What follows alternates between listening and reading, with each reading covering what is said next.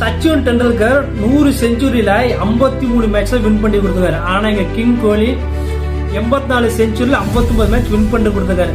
அப்படி ஒரு போஸ்ட் பார்த்தேன். டெண்டுல்கர் விளையாண்ட அந்த காலகட்டத்துல Australia, England, New Zealand, west Indies, south Africa இந்த மாதிரி டீம்ல விளையாண்ட பவுலர்ஸ்ல யாரு இருப்பா? லெஜெண்ட்ஸுங்க.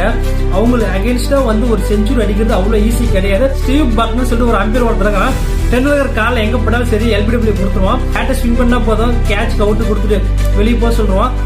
இப்ப இருக்கிற மாதிரி பவர் பிளே அப்ப கிடையாது, ரிவ்யூ சிஸ்டமும் கிடையாது. டெண்டுல்கர் விளையாண்ட டைம்ல டெண்டுல்கர் அவுட் ஆயிட்டாருன்னா அதுக்கப்புறமேட்டு டீமுக்கே பாத்தீங்கன்னா ஒட்டுமொத்தமான நம்பிக்கையுமே போயிடும்.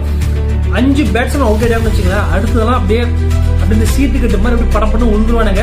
ஒரு 20 ரன் அடிக்கனா கூட திணறுவானுங்க. அந்த அளவுக்கு தான் பேட்டிங் லைனப் இருக்கும். விராட் கோலி விளையாண்ட ஈரால பாத்தீங்கன்னா விராட் கோலி செஞ்சுரி அடிச்சு அவுட் ஆயிட்டான்னு வச்சுக்கலாம், இப்ப பின்னாடி நின்று விளையாடுறதுக்கு, அடிச்சு விளையாட ஆடுறதுக்கு நிறைய பேட்ஸ்மேன் வந்துட்டாங்க, ஆல்ரவுண்டர் வந்துட்டாங்க.